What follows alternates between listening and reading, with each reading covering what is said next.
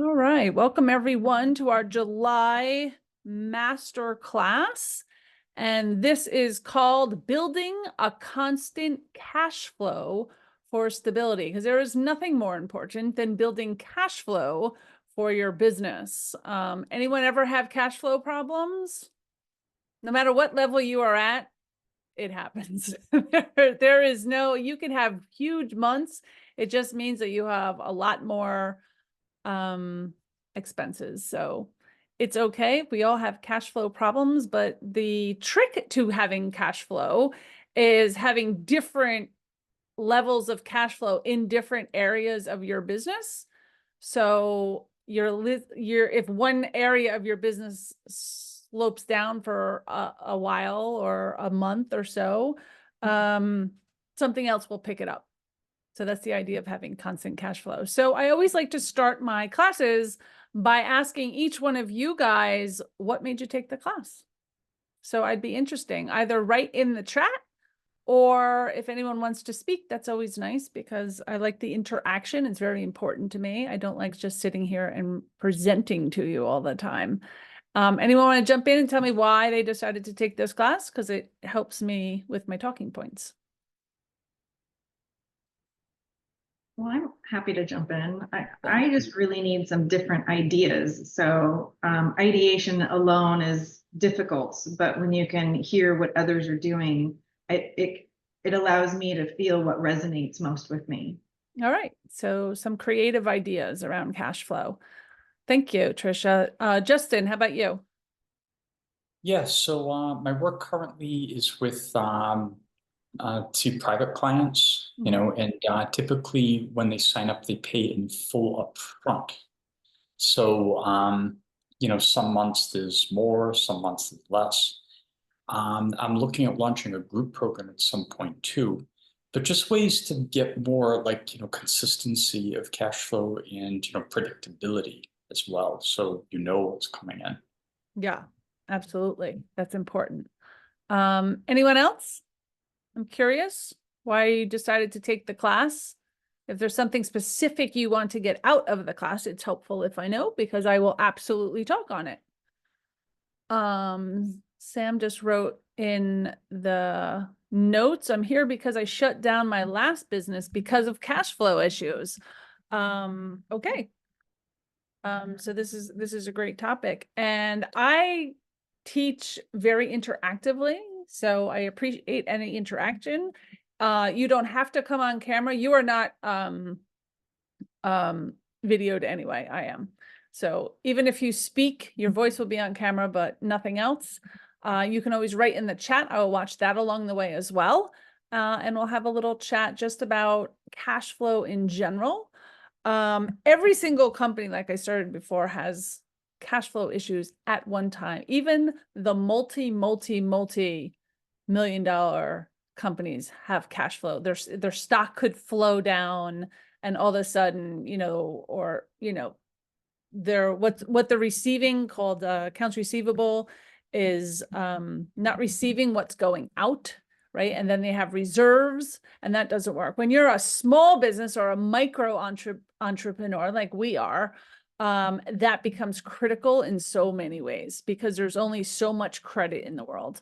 Right. And a lot of us probably don't have extensive credit lines that we can borrow against. And many of us have put our own money into things. And now we're trying to figure out, okay, how is this all paying off? How am I paying my bills? How am I paying my staff if you have it? And the bigger you get, the more things cost, right? So if you haven't already, the very first thing that you start with is actually knowing what is coming in and what is going out, right? So if you haven't done that, you can literally just take a piece of paper and look at your monthly bills and just go consistently what goes in and out every single month. Right. So you're always accounting for it. Right. So at least hey, I have to make, $4,000 a month. And I'm a big believer in paying yourself first. Right. I know a lot of people are like, well, I don't make enough money to pay myself, or, it's inconsistent, but when you can consistently take out the same, even if it's a little bit, even if it's like, I'm going to take $500 a month out of my business account, and then with the rest you pay what's left, you will see how your mindset changes to make sure that you're getting paid. It's really incredible when that happens. So when you know all the bills that are going out, plus you add whatever you want to pay yourself. I know in the beginning, like years ago, I probably started around $500 a month because I always use that as an example, right? And then it went up to like $1,500 a month, and then it was $2,000 a month, and then it was $2,500 a month. And it just kept increasing as long as I could stay stable, right? And then I also have all of my bills. When I added staff, that's a constant, right? Your staff, if you have like a VA or something that's coming out of you, maybe it's like an extra $1,000 a month. I don't know what you're paying them.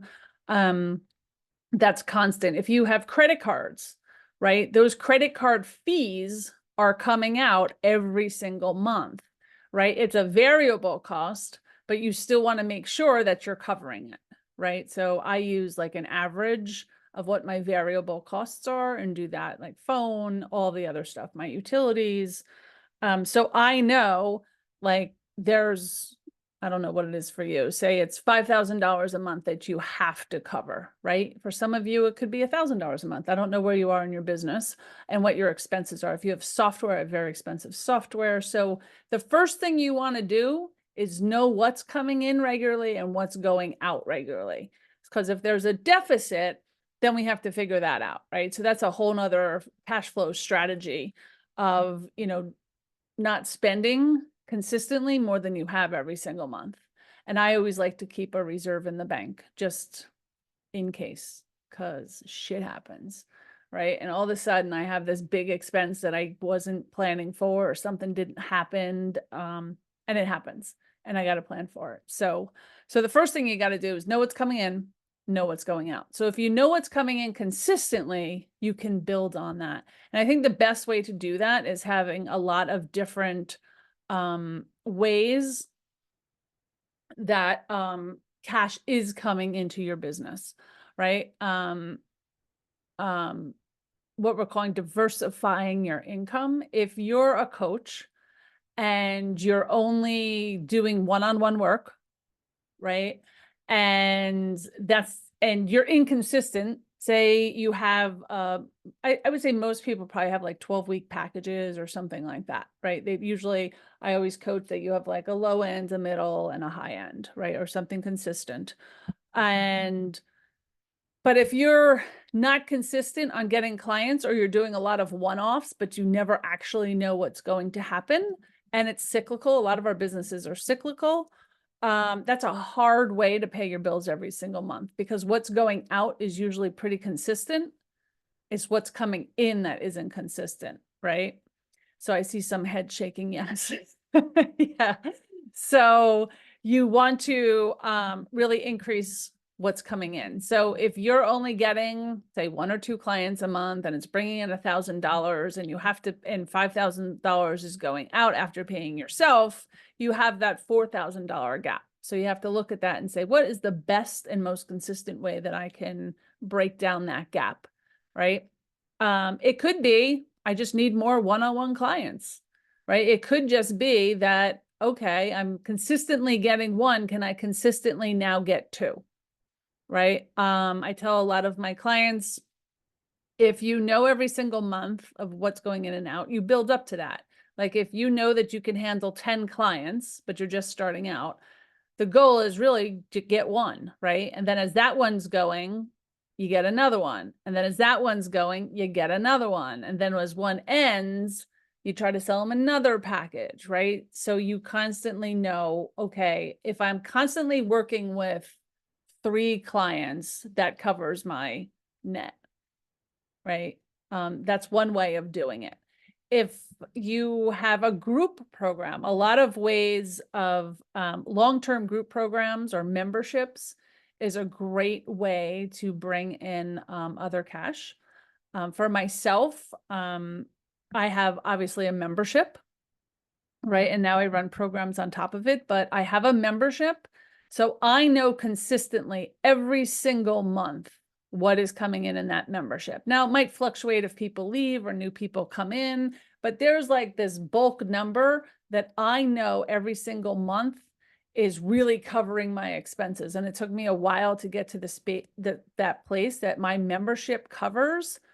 And then my one-on-one work is extra, right? So when I have one-on-one work, then I can say, you know, as long as I'm bringing in one-on-one client a month, I'm clear. It's different from all of you. I'm just using examples, right? And then my membership will bring in whatever it is for you. Say you want to make 5,000 a month and your membership brings in 2,500 a month, right? Then you only have to make that gap of 2,500, right? There's taxes and everything in there, but this isn't really a finance class, right? So it's really about just spreading that gap.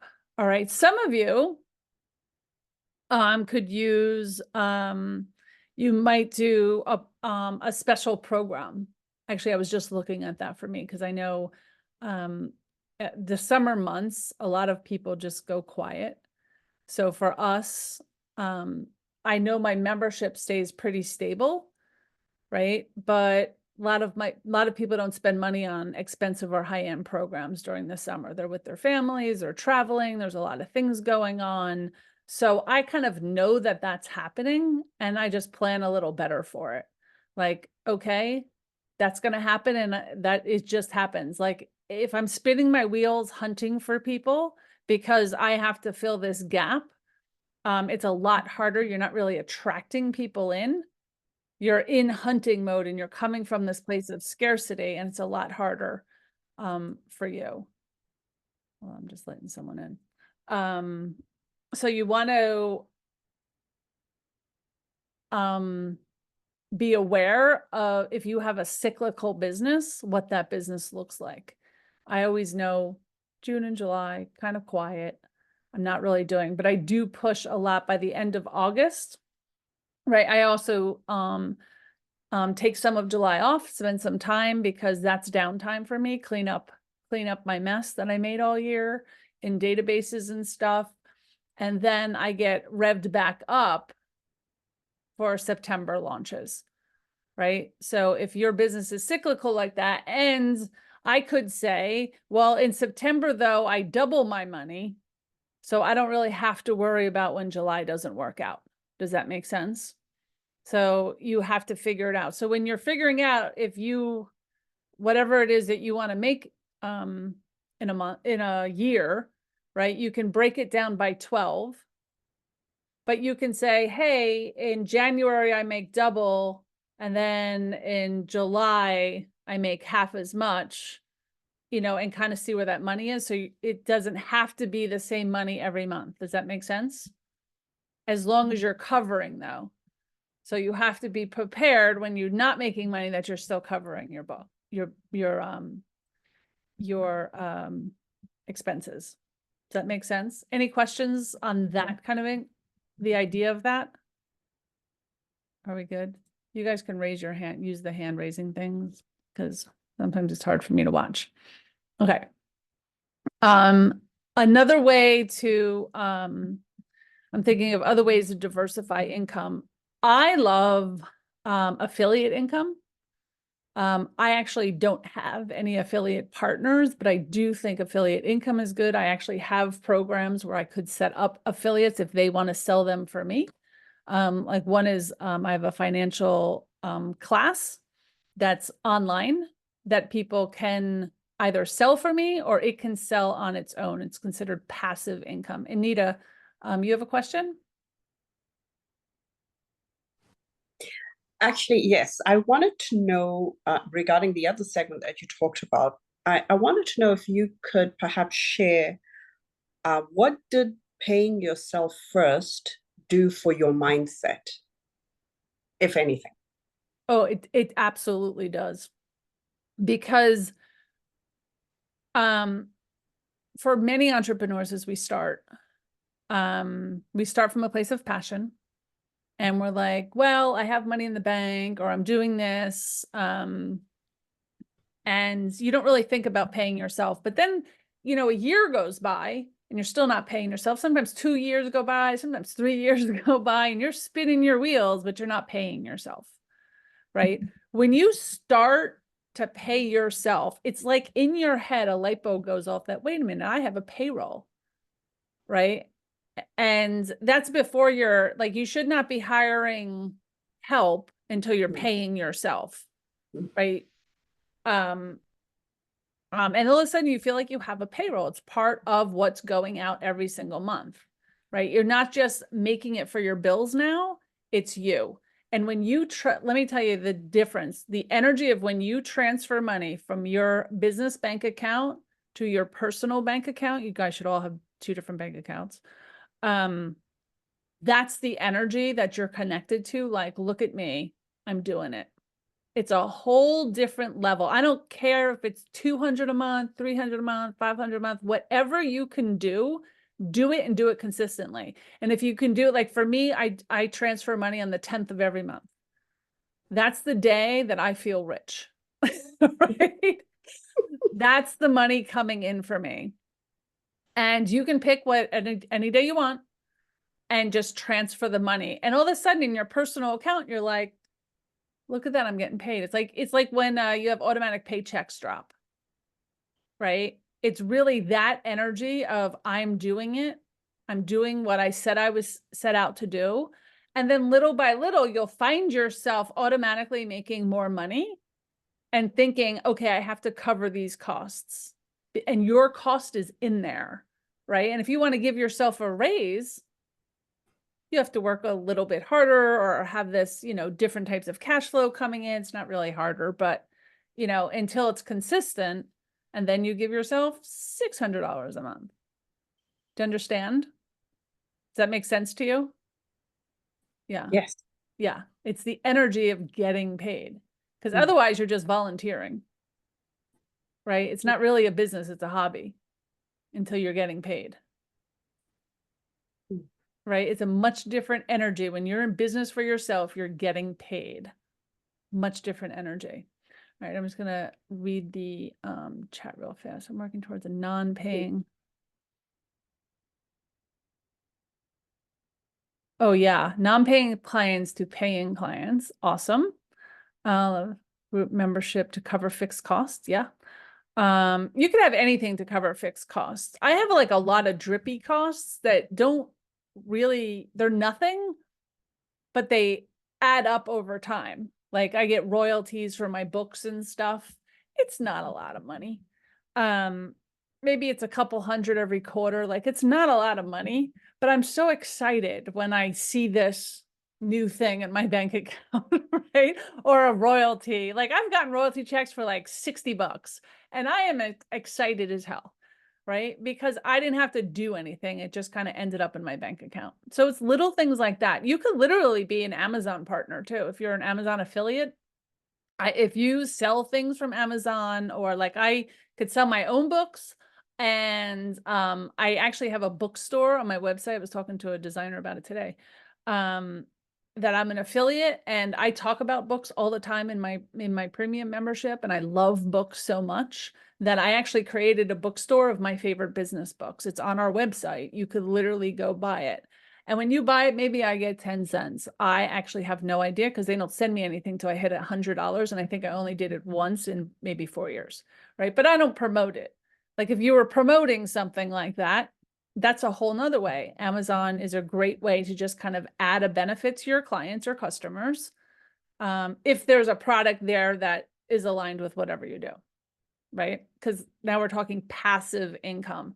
Passive income is the income that comes to you when you are passive. You are literally doing nothing to create it, right? It's just coming. Affiliates, we were talking about that. If you can be an affiliate for someone, or someone's an affiliate for you, like if you have an online course, right? I don't think I find my own experience is in the spiritual realm, people do not want to sit in front of a video. They want interaction, right?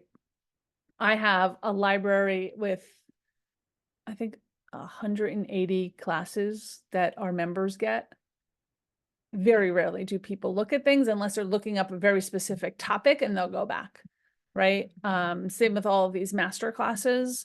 They're available to everyone, but we can see like who's looking at them and who's doing things. It's not really doing a lot. So I have courses that are up there. In fact, my financial boot camp, people paid me individually like $2,900 to take that one-on-one. And I actually have no idea but the entire class, all of the homework, all of the videos, everything is there digitally. If someone wanted to take it, probably for like half or third of the price. I don't even know what it is. Right. So if you have courses, you can do that. You can also intertwine live with the video and do courses that way. Cause it kind of because once you write a course, it's a lot easier for you, right? You already have it. Right? You can beta test stuff and then you already have it. So passive income is a big one. I'm curious, does anyone else have any ideas around passive income? I'd love to know, do you guys have anything around passive income that you do? No? Another one, I don't do this, mostly because I have, no one has set it up for me, but you can have like checkout carts, like if the people are buying courses or memberships or whatever that can upsell like a free ebook, or not a free, maybe like $5 more at an iBook, an ebook or something like that. So if you have carts and checkouts, you can do things like that. You can upsell people at the end. All right, hold on, I'm reading. What happens?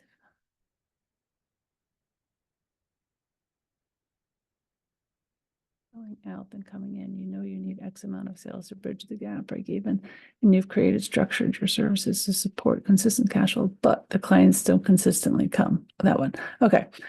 I have a subscription email. Okay, great. Sam, I see your question, and he asked that he has everything in place, but the clients don't consistently come. That is a funnel problem, right? So that's like, how are you getting people into you? I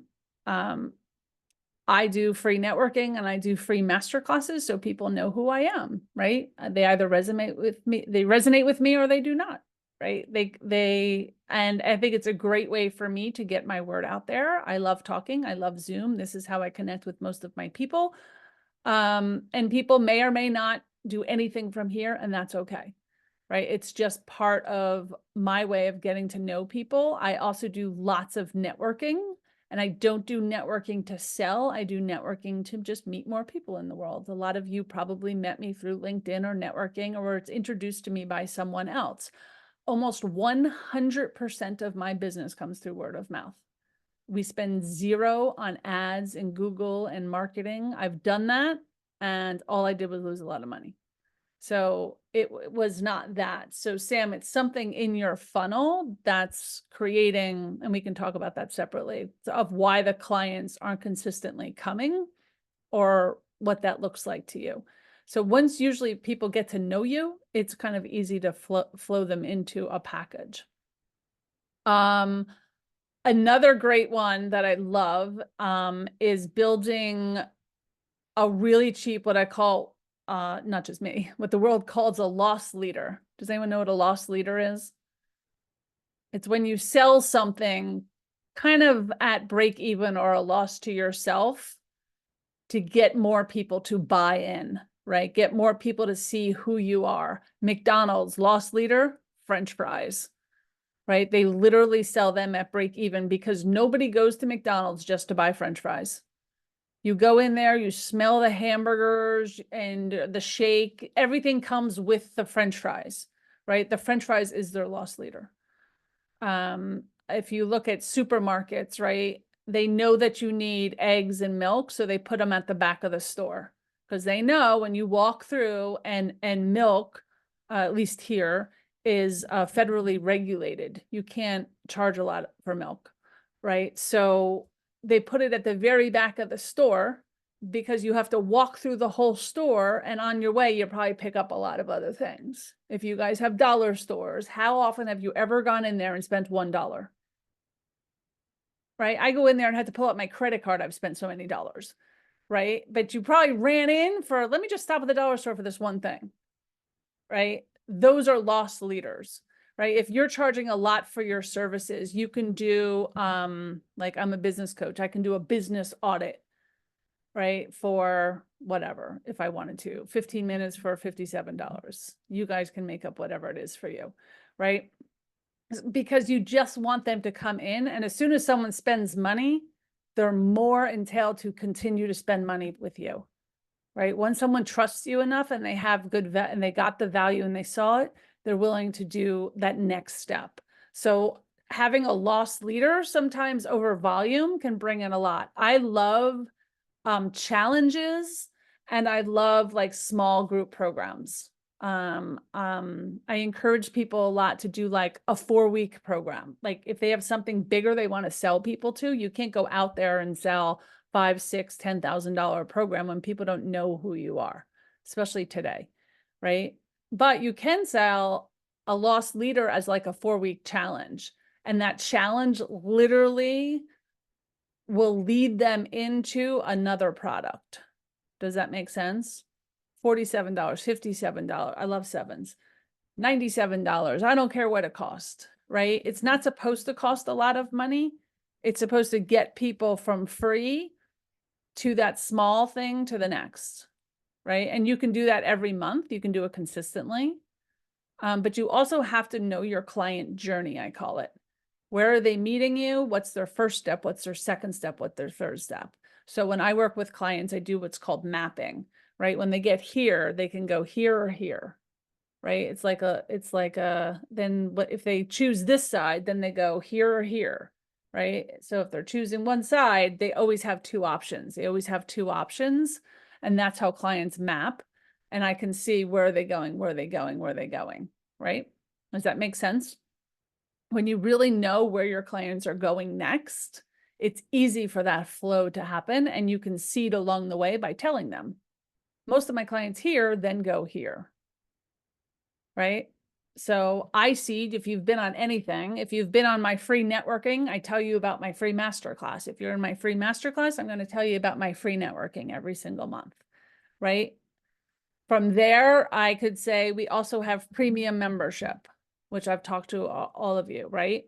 So that's another thing that we can talk about. I have a school, right? Some part of my programs, we have mentorships. I have all sorts of other stuff, right? So you seed people along the way and kind of see what works. But in every single one of your programs, regardless of what you have, you should in your head know, how many people do I need every month in these programs for this to work?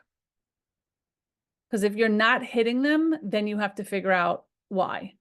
What's my strategy? How are people coming into them, right? So it's not just creating amazing packages, because we all know you guys are great. We all know that you offer great services. That's not the argument. It's how do we get other people to know and then spend money on you? Does that make sense?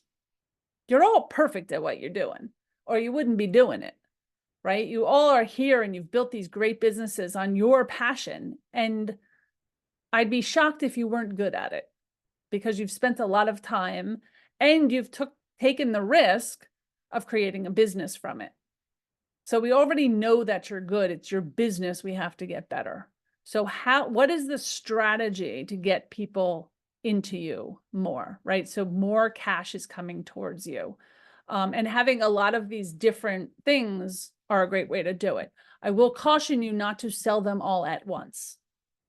Do not sell them all at once. And I will share with you, I'm traveling next month. I know July is a quiet month. I've chosen to travel. And I was literally working this week and I was like, I had like this masterclass coming, and I have another networking thing coming early next July in 2 weeks. And I was like, should I talk about a new package? Right? Why don't I do this for the summer? And then I was like, Camille, what are you doing? You're not even here next month. There is no way you can take on new clients or really service people in the way that you want to. So stop it and put that over to August, because you can't be at your best, right? So why would I bring in all of these new people that I can't service and give a lot of value to? So it's kind of knowing that cycle too, right? But in August, I can oversell on everything, right? And just giving myself the grace of, this isn't my month, and I'm okay with that. And it's hard sometimes, but you just have to be okay with that, because I know with my self-care, I'll be a stronger person, and that's okay too. All right.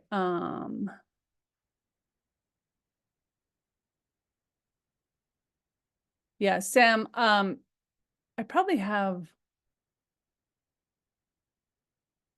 I know I've done a class on this. It's called prospecting or versus something else. If you're doing a lot of networking and it's not turning into something, it's the way you're networking. It's because you're not building relationships. You're looking for your end client.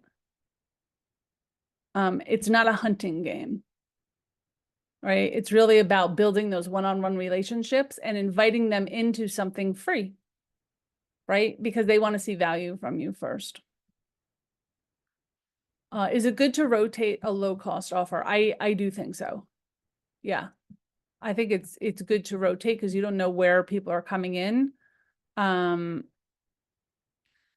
I've had both in me, because I work with extremely high-end clients, and the lowest way to work with me is through our membership.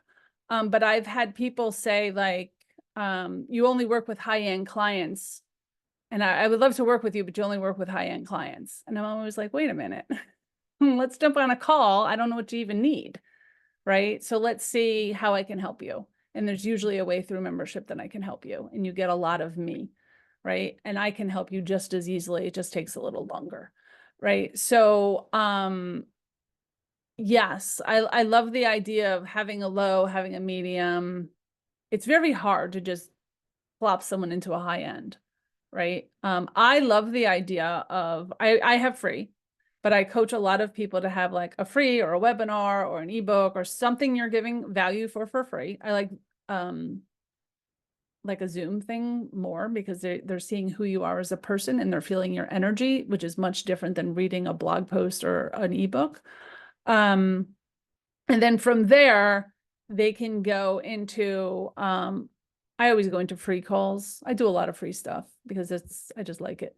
So, I can see if there are good clients or something, or if we're even a good match, and then I can suggest something, right? Sometimes it's membership, sometimes it's stay in the free stuff for a while. Or if there's a low end offer, a one-time low end offer, I think is really cool. And that's the, like the free, like an audit. I love, a fast strategy session. Like I'll give one-time 45-minute strategy sessions to pretty much anyone. That's a deep dive at a fraction of the cost, because sometimes that's what they needed, and especially if they call me a lot. Anita, what's your question? So when you say the free stuff, and then you do a Zoom call, what does that entail? So if I'm on, let me see who I have here, because it will happen. So if I'm on a masterclass like this, I recognize almost all of your names, right? But if there were names that I have no idea who they are, I always follow up with, hey, thanks for coming to my masterclass. I don't think that we've had a one-on-one yet, because I tend to have one-on-ones with every single person in my audience, just to know who they are, how I can help them. Not necessarily to talk them into anything, but I don't know who they are, right? And if they're showing up in my stuff, I want to know that I can support them, right? Because my mission is to bring your gifts to the world. Whether I make money or not, that's my mission, right? And that's first and foremost to me. So I always contact everyone and say, hey, I haven't had a one-on-one. Let's jump on a call or do something. I've probably done that to many of you, right? And then from there, I can decide, hey, in my head, you're a client or you're not a client, but usually you tell me. And whatever that next thing is in my client's journey, right? Sometimes it's try out our free networking, right? It's come to a different masterclass. You know, if we want to talk about membership or how we can work together, I usually know through that one-on-one, right? Sometimes it's nothing. Sometimes it's who can I introduce you to? How can I support you? Does that make sense? Yeah. Any other questions before I go on? Has this been helpful so far? I know there's like so much around this, so yeah. All right. I have a couple like talking points in front of me. Creating passive income. We talked about that. Does anyone create passive income in any way that I haven't mentioned or have a question about passive income? Passive income is things that you don't work for. So usually for us, it's courses, it could be Amazon or direct selling, it could be a book, royalties, I don't know, someone else's program. I have no idea. My books and all of the co-authors that are in my books, some of your passive income will be, I just read your book. I actually had a co-author give a book to someone, and then that person joined the community and they're a client now. I had nothing to do with it, right? But sometimes I get calls, I read your book, I read your chapter, or something like that, right? That's actually passive. You've already put it out into the world. And I will say podcasts, if you can lend your voice to podcasts, talk shows, anything like that, when you're lending your expertise, you never know who it's going to hit. To me, that's passive income kind of too, right? I always offer to be on people's podcasts. And even if they don't have an audience, maybe they will someday, right? If they're my people, you know what I mean? But if I'm talking to a soulful crowd, even if it's around health and wellness, if they're soulful, they're my people, right? So it's worth it for me to do podcasts because I've gone through the chain, or they hear from me that way, right? Same with networking. I connect with everybody on LinkedIn. But that's also a thing for me. If you don't have a LinkedIn account, you're probably not my client. I just know that, right? Because the whole idea is so professional. If you don't have a professional LinkedIn account, you're probably not at the level to come into my community or to work with me, right? So those little indicators like that. Referral fees. Yes, Justin, that's also like affiliate fees. Referral fees, there could be what I call power partners. If there's someone in your chain below you, above you, like the client, when I'm talking about your chain, the client comes to you from somebody. Like I know I'm a number 2 after this other coach, right? And I can refer to him and he can refer to me. We don't exchange money, but we could, right? That could be something you set up with somebody. If there's an exchange of power there where you're like, okay, or I know a lot of people that probably need this. So you could work an affiliate fee there. You can also create retreats or courses or things with other people that complement your work, because then you're borrowing communities. When you can borrow someone's community, just like in a podcast, there's a lot of leverage there. Right. So you also want to leverage in those ways that might create income. Judy, what's your question? It's not a question. I was just wanting to add to like I put in there about the subscription email, because my thinking was, okay, how can I pay my monthly cost for my constant contact? And by doing the idea of having a subscription email for a group that was a follow-up from one of the classes that I taught. Okay. And now I'm at a point where I need to expand it, but it was just a way of saying, okay, I know I've got that income every month to be able to take care of that one expense. And then there's room to grow it as time goes on. Yeah, absolutely. Yeah. So a subscription email is, you mean like people have opted in for a reason? Yeah, I just do it on a 3-month basis because I didn't know how long I wanted to do it for. Okay. I mean, it's related to working with the new moon.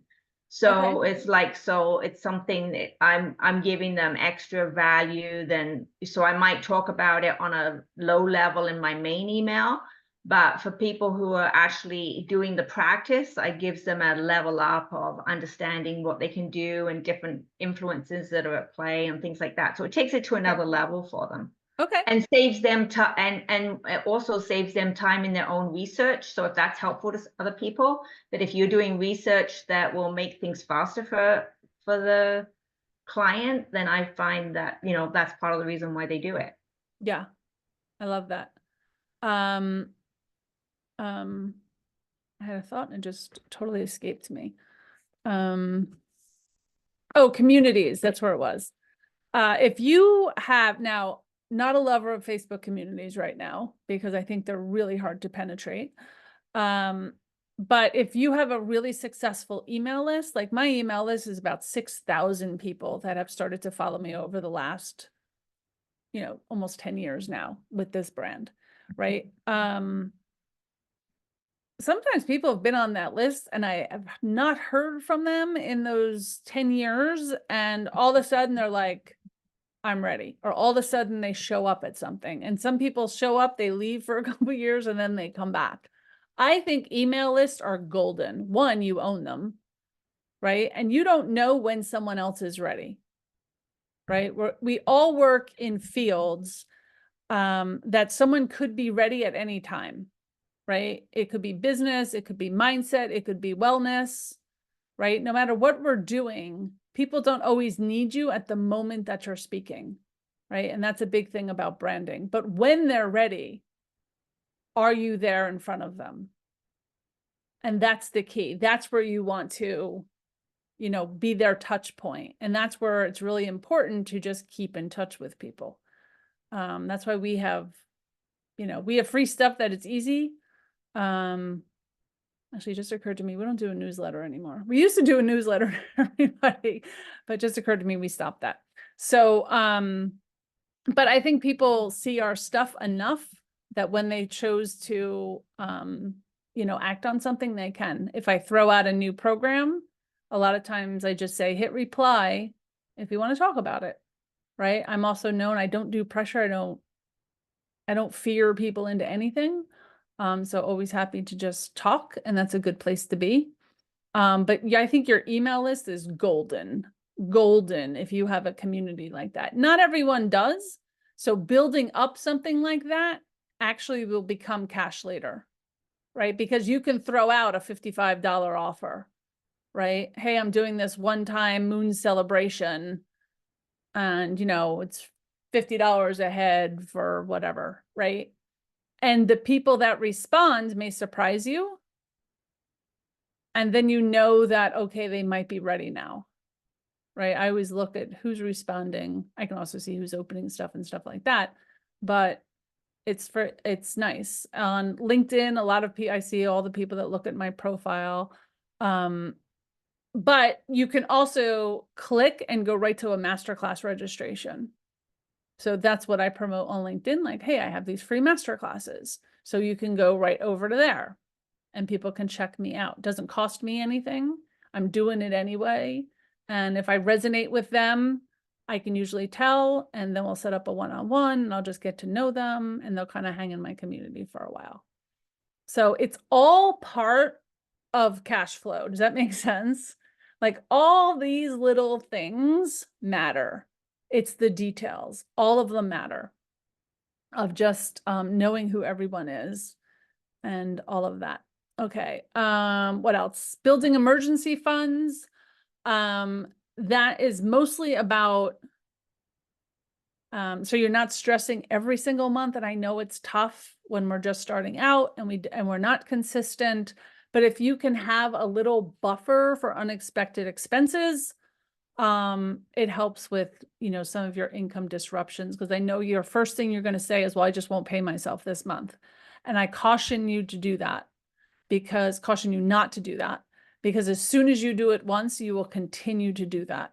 And then it's like, well, I just won't pay myself next month, or I won't, you know, if the situation is dire, you can pay yourself a little less and then hope to make it up in the following month, because you do want it to be consistent. but I caution you to not to do it.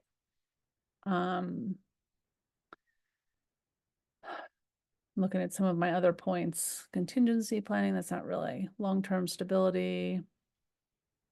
All right. Oh, I only have 10 minutes anyway. Any questions? Any thoughts that are coming up for you guys that I can help you with? Has this answered some of the questions of why you showed up? Yeah. So I think the takeaways here are you want income coming to you in many ways, right? It helps it even if it's very tiny, like the Amazon, like, cause I don't build that, or my book royalties, right? They're not paying bills, but you never know. If I hit it big one day and you know, Oprah calls me, those books are gonna fly off the shelves, and those royalty checks will be a lot bigger, right? So I'm okay with the drips because I don't know. So my idea is to just put stuff out there and put stuff out there. Same with the podcasts, right? Any stages you can get on. A lot of you could be speakers, right? Sometimes there's like speaking fees. A lot of your local libraries and stuff pay speakers. They don't pay them a lot, but they may pay you $30 to $50 for your time to show up and speak on something. There are some virtual stages, but I think a lot of people do them for free now. So all those little things start to add up. So I don't want you chasing money, but I want you to think about seeding yourself. So these little things come in consistently. I love the low price offers. I love the challenges. I love the bump ups in your carts if you have them, like for another $5, for another $7, things like that. But think about things that are consistent and then things that are not so consistent, right? So if you have a 3-month program, don't fill it up and then in 3 months, you have no clients at all, right? You always, always, always, always prospect. I don't care if you're full. You look much better when you have a wait list, right? You don't stop prospecting, right? I'm going away in July. I didn't stop prospecting in June because I'm too busy, right? I have to continue to prospect. And I know that something will come later, right? I'm talking about connections here. Like you're still you don't stop networking because you're full, right? Maybe that's a time when you're supposed to increase your prices. Some of your pricing is way too low for some of you. Some of you don't have the right structures in your packages, or you only have a high end. You don't have, you know, things that you can drip people into so they get more comfortable spending more money, right? You have to have levels where people are comfortable joining you and they want to invest in you because they see the value. Let me read these. What are your thoughts, experience about Patreon and Substack? You know, I work with a lot of creatives. My own kids are in the arts. I think for the right people, you can make a lot of money. If that's the right platform. A lot of people I know people that make a lot of money on TikTok, right? A lot of money on TikTok. I actually love TikTok.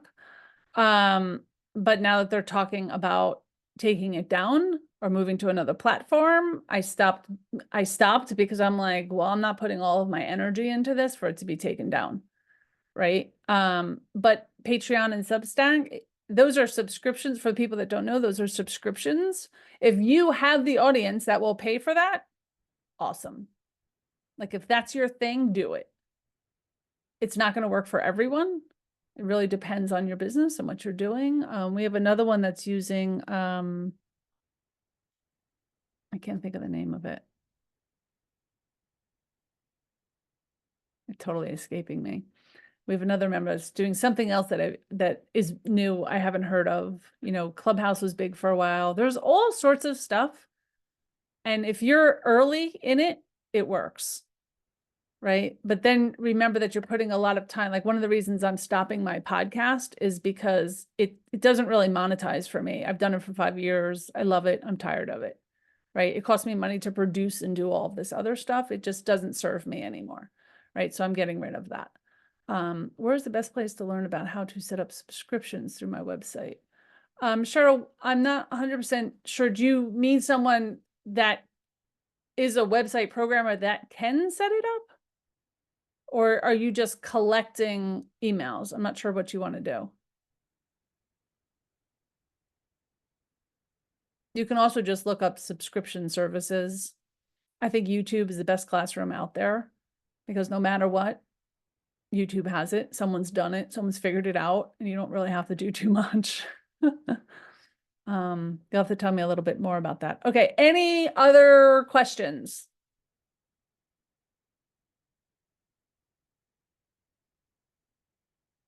Okay. Anybody? Questions? No. All right. Awesome. I hope this was helpful. I want to remind you that we have networking. If you haven't been a part of it before, we have free monthly, let me see, in July, I'm teaching creating your client avatar, which is a really big one because I teach that very in depth in my own, in the Soul Professional, the business incubator that I'm doing right now. We will do it kind of lightly, but if you don't know who your avatar is, or you're saying, hey, I can help everyone, you are making a grave mistake in your business.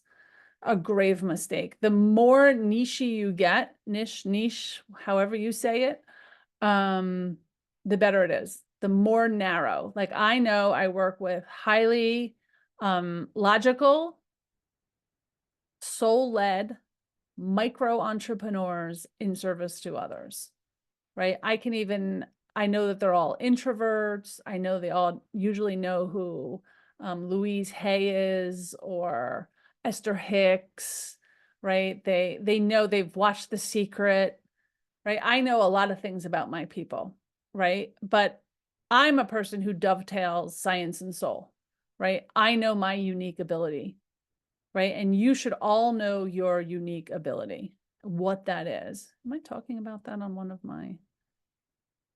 No. Okay. I was confused, like what's on my paid level and what's on my free level. But you should all know what makes you so uniquely different from all of your competition, right?